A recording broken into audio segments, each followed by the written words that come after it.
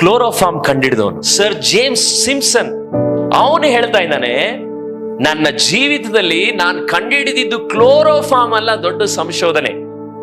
ಎಲ್ರು ಏನ್ ಹೇಳ್ತಾರೆ, ಇಂಥ ಕ್ಲೋರೋಫಾರ್ಮ್ ಅನ್ನ ಕಂಡಿಡಿದ್ನಲ್ಲ ಇವನೊಬ್ಬ ದೊಡ್ಡ ವ್ಯಕ್ತಿ ಅಂತ. ಆದ್ರೆ ಅವನೇನ್ ಹೇಳ್ತಾನೆ, ಕ್ಲೋರೋಫಾರ್ಮ್ ಕಂಡಿಡಿದಿದ್ದಲ್ಲ ನನ್ನ ಜೀವಿತದಲ್ಲಿ ದೊಡ್ಡ ಗುರಿ, ನಾನೊಬ್ಬ ಪಾಪಿ, ನನಗೊಬ್ಬ ರಕ್ಷಕನು ಬೇಕು ಅಂತ ಕಂಡಿಡ್ಕೊಂಡಿದ್ದು ನನ್ನ ಜೀವಿತದ ಅತಿ ದೊಡ್ಡ ಸಂಶೋಧನೆ ಅನ್ನಂತೆ. ಏನಂತೆ ಅವನು, ನಾನೊಬ್ಬ ಪಾಪಿ. It was not a chloroform. My greatest discovery has been to know that I am a sinner and that I could be saved by the grace of God. ಅಂದ್ರೆ ಅರ್ಥ, ದೇವರ ಕೃಪೆಯಿಂದ ರಕ್ಷಿಸಲ್ಪಡುವಂತ ಪಾಪಿ ನಾನು, ಆದ್ರಿಂದ ನಾನು ಪಾಪಿ, ನನಗೆ ದೇವರ ಕೃಪೆ ಬೇಕು ಅನ್ನೋದನ್ನ ನಾನು ಅರ್ಥ ಮಾಡ್ಕೊಂಡೆ ಅಂತನಂತ.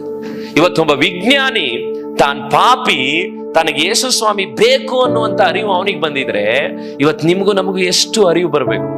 ಅದೇ ಜೇಮ್ಸ್ ಸಿಂಪ್ಸನ್ ಸಾಯುವಂತ ಸಮಯ ಬಂದಾಗ ಅವನ ಸ್ನೇಹಿತ ಹೇಳಿದ್ನಂತೆ, ನೀನ್ ಬೇಗನೆ ಸಾಯ್ಲಿಕ್ಕೆ ಹೋಗ್ತಾ ಇದೀಯ, ನೀನ್ ಸತ್ರೆ ಯೇಸು ಸ್ವಾಮಿ ಎದೆಗೆ ಒರಗ್ತೀಯಾ ಅಲ್ವಾ ಅಂದಂತೆ. ಅದಕ್ಕೆ ಜೇಮ್ಸ್ ಸಿಂಪ್ಸನ್ ಹೇಳಿದ್ನಂತೆ, ನಾನು ಯೇಸು ಸ್ವಾಮಿಯ ಎದೆಗೆ ಒರಗ್ತೀನೋ ಅನ್ನೋದು ನನಗೆ ಗೊತ್ತಿಲ್ಲ, ಆದ್ರೆ ಯೇಸು ಸ್ವಾಮಿಯ ವಸ್ತ್ರದ ಗೊಂಡೆಯನ್ನಾದ್ರೂ ಹಿಡ್ಕೊಂತೀನಿ ಅಂತ ನಾನು ನಂಬ್ತೀನಿ ಅಂತಂತೆ.